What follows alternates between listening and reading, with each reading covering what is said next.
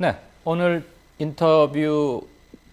인터뷰하러 모실 분은 전에도 한번 이 코너에서 뵌 적 있죠. KBS 경제부 간판 앵커이자 아주 기사를 쉽게 풀어서 쓰기로 유명한 KBS 경제부 김원장 기자입니다. 안녕하십니까?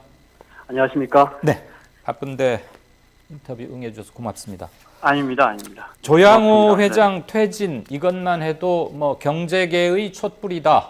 또 주주 민주주의의 첫 신호탄이 올랐다. 이런 평들이 많았는가 하면 일각에서는 네. 뭐 조중동이나 경제지 뭐 이런 데서는 이거 한 사람을 끌어내리는 거 아니냐 도덕적 기준을 잣대 삼아서 네. 그러면서 뭐라 그러더라? 뭐 경영에 개입하는 거 아니냐? 예. 뭐 이런 그러면서 저 지적도 연금 있습니다. 사회주의다. 네. 거기 사회주의란 말이 들어가니까 우리나라에서는 괜히 또 사회주의 그러면 막 뭔가 나쁜 게 무섭죠. 연상되고 그렇죠. 네. 이런 지적들을 하고 그러던데 일단 첫 번째 여쭙겠습니다. 조양호 회장이 경영에서 퇴진하는 겁니까? 뭐 퇴출됐다고는 하는데 대한항공은 네. 아니라고 즉각 반박했고요. 아니 그러니까 기업이 형식적으로는 이사회 통해서 이루어지는데 네. 사내 이사의 연임을 막았으니까 이사하지 마세요라고 결정이 됐으니까 그렇죠. 주주총회에서 이제 이사회는 못 들어오는 거죠. 그러니까 네. 형식적으로는 이제 뭐 이사를 못 하는 겁니다. 네. 하지만 뭐 뒤에서는 얼마든지 왜냐하면 지금 남아있는 이사들이 이제 회사를 운영할 텐데 대표이사까지요. 대표이사는 조순태 아들이고요. 네. 뭐 나머지 이사들도 다 조양호 회장이 아마 예전부터 20년 동안 임명한 직원들이기 때문에 뭐 당연히 조양호 회장의 입김은 그대로 유지가 되겠죠. 네. 그러니까 척하면 착하고 알아들을 사이들이고 자기의 왼팔 오른팔 또는 우호적 측근들로 이사진을 구성해 놨고 자기 아들이 현재 대표이사 사장으로 있으니까 쬐껴는 났지만 조양호 전 회장의 생각은 충분히 관철될 통로는 갖추고 있다. 뭐 이런 말씀. 제 사견이지만 조원태 사장에 대한 검증이 워낙 평가가 시장 평가가 그렇게 썩 좋지 않아서 차라리 아버지 조양호 회장이 더 나은데 이런 우스갯소리도 있었고요 기자들 사이에서. 예. 어쨌든 이제 뭐 등기 임원 안 되는 겁니다. 이른바 미등기 임원 회장이 되는 겁니다. 근데 이런 것도 생각해봐야 합니다. 등기 임원이라는 거 뭐 드라마 같은 데서 많이 보셨겠지만 보면 법적으로 내 이름 올려놓고 회사에 책임을 지는 임원을 등기 임원이라고 합니다. 그렇죠. 그런데 이제 등기 임원이 아니면 예를 들어 무슨 형사적 책임을 물을 때 조양호라는 이름은 없습니다. 그죠? 예. 그냥 회장님일 뿐이고 어떤 이사회에도 들어있지 않습니다. 예. 그러니까 법적 책임을 면해가는 거죠. 결정은 뒤에서 다 하는데. 오히려 더 홀가분해진.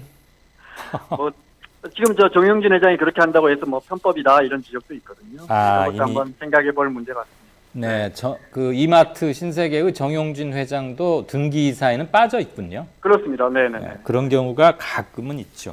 어쨌거나 일각에서는 조양호 씨가 퇴출되더라도 현 사내 이사진을 포함한 경영진들이 조 회장 집으로 서류 싸들고 가서 상의하고 뭐라고 지시하면 그거 받아 적고 뭐 이럴지도 모른다는 우려 겸 추측도 일각에서 있는데 그것까지 어떻게 제지하거나 그럴 수는 없나요? 두 가지 같습니다. 우리 총수들은 감옥 가도 결제 받으러 가거든요. 그러니 뭐 잠깐 뭐 사내 이사가 아니라고 해도 당연히 결제를 받을 것이고 추인을 받는다고 할까요? 또 반대로 대한항공처럼 큰 기업에서 경영권이 갑자기 의사결정을 하는 라인이 하루아침에 바뀌는 게 꼭 좋은 것이냐. 이번 국민연금의 이런 사내 이사 연임 반대가 주주총회에서 다른 주주들의 동의에 힘입어서 이루어졌는데 연임이 안 됐는데 이거는 상징적으로 우리 자본시장에서 연금과 다수의 주주들이 너무 엉터리 총수에 대해서는 레드카드를 주는 그런 상징적 의미가 더 크다 이렇게 받아들이시는 게 좋을 것 같습니다. 레드카드 받으면 곧바로 퇴장이니까요. 확실히 레드카드는 맞는데 예, 알겠습니다. 자, 그 결정적이었던 건 역시 주주총회 전날 저녁에 최종적으로 정해진 국민연금의 태도가 아니었나 싶은데요. 네, 국민연금이 조 회장을 사내이사에서 더 이상 시키면 안 되겠다라고 결정한 구체적인 이유는 뭔가요?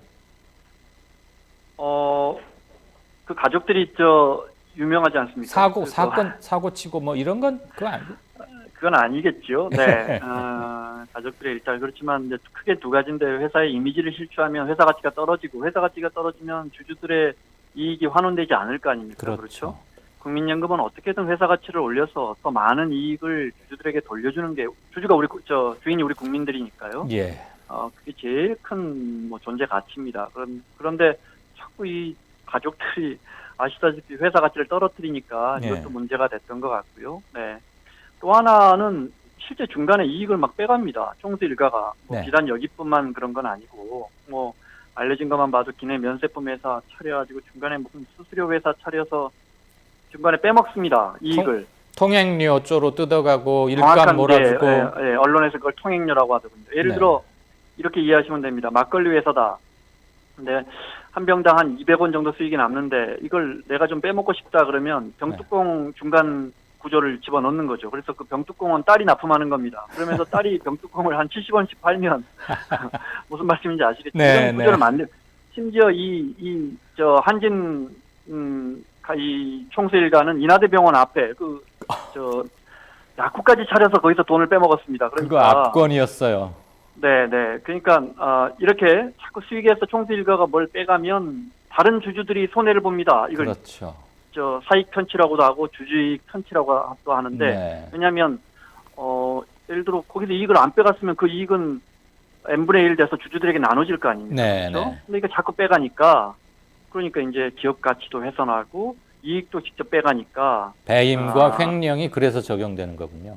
네, 그래서 국민연금에서 이 총수 일가는 이사회에서 빼야겠다라는 결정을 했고 그런 걸 그냥 국민연금만 국민연금도 굉장히 복잡한 결정 과정이 있고요. 또 의결권 자문기관, ISS 이런 글로벌 자문기관들이 있습니다. 이런 경우에는 어떤 결정을 할까요? 이렇게 물어봅니다. 그런데 ISS 같은 경우도 이런 경우에는 보통 거기 기업 편 들어주는 경우가 많은데 총수 일가나 왜냐하면 기업의 안정성도 따지거든요. 그런데 이런 데서 이번에도 그 ISS 이런 데서도 이사장님 반대 뜻을 밝혔습니다. 그렇기 때문에 더 힘을 얻었죠. 국민연금의 이런 결정. 그 종합병원 앞에는 당연히 약국이 붐빌 수밖에 없고요. 그 기업 정도 규모의 약국들이 운영이 되는데 가만히 보니까 그 약국이 굉장히 쏠쏠하고 노원하니까 사무장을 고용해서 약사 면허는 어디서 빌려다가 마름쯤 하나 앉혀두고 약국을 운영해서 건강보험공단으로부터 총액으로 장부가상 총액으로 무려 1,500억 원가량을 편취했다 이런 것도 공소장에 있는 걸 봤습니다. 그게 이제 아직 재판 중인데요.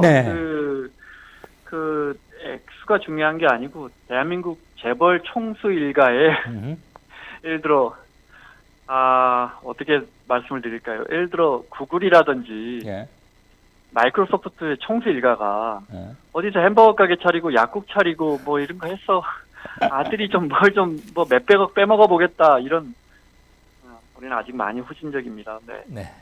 후진적이라는 말이 참 가슴 아프게 콕 박힙니다. 아무튼 뭘 상상하든 적어도 대한항공 조씨 일문에 드러난 것들 보면 다른 재벌 가문도 지금 몰라서 그렇지 그런 게 있을 수 있겠지만 우리가 뭘 상상하든 그 이상이었던 것 같습니다. 그렇지만 적어도 국민연금이 그 가족들의 갑질이거나 횡포거나 폭언, 폭행 이런 것들에 그냥 도덕적으로 격분해서 그런 것이 아니고 경제적 관점에서 볼 때 최종적으로는 국민이 주인인 국민연금에게 돌아와야 할 주주가치 이런 것들을 훼손시켰으니까 경제학적으로 접근해도 귀환은 더 이상 안 되겠소 이런 거였단 말씀이죠. 그렇습니다. 중요한 건 수익입니다. 기업의 가치하고. 근데 이제 예를 들어 너무 부도덕하다. 그러니 내려와야 한다. 이런 기준을 갖기 시작하면 이게 이야기 복잡해집니다. 예를 들어 그 총수 일가가 부도덕한 짓을 해서 회사의 가치를 올리면 불법적인 일을 해서 회사의 가치를 올리면 그럼 어떻게 합니까? 이런 모순이 발생할 수 있습니다. 딜레마네요. 그렇기 때문에 국민연금은 투자자를 위해서 수익을 올리는 데 집중해야 되고 그 수익 올리는데 지금 총수일가가 적절하지 않다 이런 판단을 내린 겁니다. 네, 어제 오후부터 이 관련 뉴스가 나오니까 약방의 감초처럼 등장하는 단어가 스튜어드십 코드라는 거요. 그 기준은 네네. 누가 정하고 스튜어드십 코드는 쉽게 말하면 뭡니까? 그 스튜어드가 이제 집사라고 해서 집사 코드. 그러니까 여러분이 국민연금에 국민 여러분들이 돈을 맡겨주셨으니 집사처럼 그 배트맨에 나오는 그 충실한 집사처럼 여러분 돈을 잘 제가 관리해서 더 많이 돌려드리겠습니다. 근데 이제 2008년 9년에 이제 글로벌 금융 위기가 오고 수많은 펀드들이 무너지고 이러면서 이제 좀 제대로 원칙에 맞게 운영하자. 소중한 투자자들 국민들이 맡긴 돈을 해서 생긴 건데 영국에서 생겨난 것도 이제 글로벌 펀드들이나 공적연금들이 다 받아들이고 있고 우리도 지난해 7월에 이걸 받아들였습니다. 그래서 네. 그 기준에 맞춰서 엄격하게 할 의결권 행사를 하겠다, 목소리 좀 내겠다 이런 거고 어떻게 보면 가장 큰 단추가 채워졌다. 네. 이렇게 보시면 될 것 같습니다. 그러니까 아무튼 주주에 의해서 경영자가 실제 쫓아낸 첫 번째 사례이기 때문에 네네. 상징성은 물론이고 역사적 의미도 분명히 획득한 사건인 것 같기는 합니다. 네네. 네, 일각에서는 연금 사회주의다 이 궤변 같은 공격도 피하지만 한편에서는 네. 정부가 지나치게 민간 기업의 경영에 개입한다는 거 아니냐 하는 거 아니냐. 네. 자본시장에서 투자자와 경영은 좀 분리해서 봐야 되는 거 아니냐. 이런 논리를 펴는 사람들도 있던데 우리 김 차장님 견해나 해설은 어떻습니까? 맞는 말입니다. 그런데 이게 정부가 대통령이 국가가 개입해서 국민연금이 이번에 총수일가를 내려앉힌 게 아닙니다. 절대. 네. 국민연금에 연금운영위원회가 있고 외부에 민간위원회가 있고 그 절차를 거쳐서 국민연금이 결정하는 겁니다. 만약 이것이 대통령의 입김으로 특정 정치권의 입김으로 이루어진다면 이게 지금 국민의 것과 정부의 것을 이해하셔야 됩니다. 제가 몸담고 있는 KBS도 국민의 겁니다. 그래서 대통령이나 정부가 관여하면 안 된다는 걸 진행자께서 너무 잘 아시잖아요. 마찬가지로 국민연금 국민 거니까 대통령이 정부가 청와대가 절대 마음대로 하면 안 되는 겁니다. 실제 지난 정부에서 삼성물산하고 제일모직 합병 때 국민연금이 특정 기업의 이익을 위해서 합병에 찬성했다고 해서 거기에 또 대통령이 연루가 되고 해서 직권남용으로 그때 당시 복지부 장관과 연금공단 이사장이 감옥에 갔지 않습니까? 그랬죠. 그러니까 개입하면 안 되는 겁니다. 네. 경영과 자본시장에서 투자와 경영은 분리돼야 하는데 다만 국민연금이 정말 복지부 장관이 밝혔듯이 정말 불법이 확인되는 경우에 명확하게 불법이 확인되는 경우에 그러니까 너무 심한 기업의 경우에 의결권 행사를 통해서 신중하게 개입한다. 그것도 정부가 개입하는 게 아니고 국민연금 운영위원회가 개입한다. 이렇게 이해하시면 될 것 같습니다. 알겠습니다. 간단히 정리하자면 청와대나 보건복지부 장관이 국민연금의 상급기관인 보건복지부 장관이나 청와대의 모 씨가 불러서 여차여차하니 그리고 국민들 여론도 이러이러하니 이번에는 반대표를 던져서 좀 혼을 내줘야 할 거 아니요.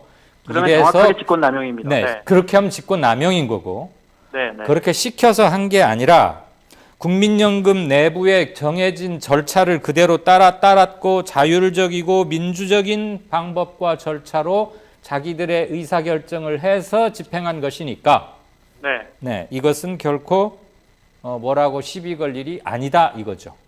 네, 그렇습니다. 그리고 이야기가 좀 복잡한데요. 일단 우리 국민연금이 지금 620조, 이거 한 10몇 년 있으면 2,000조 가량 되니까 정말 우리 자본시장은 연못 같은데 큰 고래가 한 마리 있는 겁니다. 그래서 모든 결정이 매우 신중해야 합니다. 그러니까 우리 정부가 1년에 400억, 500억 쓰는 국가 예산이 그 정도인데 500조. 국민연금 500조 쓰죠. 국민연금이 600조가 넘어섰기 때문에 얼마나 연못 속에 고래가 있는지 아실 겁니다. 그렇네요. 만약에 국민연금이 예를 들어 삼성전자에 대해서 어떤 의결권을 행사한다. 그러면 삼성전자 지분을 또 한 0.5% 갖고 있는 0.5%라 해도 1조나 될 겁니다. 그런데 그 유럽에 어느 펀드가 있다고 가정해 보시죠. 유럽 펀드도 국민연금 눈치를 안 볼 수가 없습니다. 왜냐하면 우리 국민연금이 너무 커져서 예를 들어 유럽 펀드 그 펀드에 투자해 놓을 수도 있거든요. 그러니까 그 뭉칫돈이 됐기 때문에 그 펀드 입장에서는 아이고 뭐 이거 중요한 것도 아닌 것 같은데 아이고 한국의 국민연금이 한다니까 우리도 그럼 그거 반대요 해버릴 수 있는 겁니다. 이렇게 해서 자본시장이 오염될 수 있기 때문에 국민연금의 결정은 정말 신중해야 합니다. 그만큼 영향력이 크다. 네네네. 그러므로 지향해야 할 목적과 가치와 국민연금의 성격, 국민들의 노후를 보장하는 돈이기 때문에 네. 기준은 국민들에게 이익이 되느냐 안 되느냐 그것이어야 네네네. 한다. 네. 그런데 대부분 정치적으로 개입하는 사람들은 다 말은 그렇게 하죠.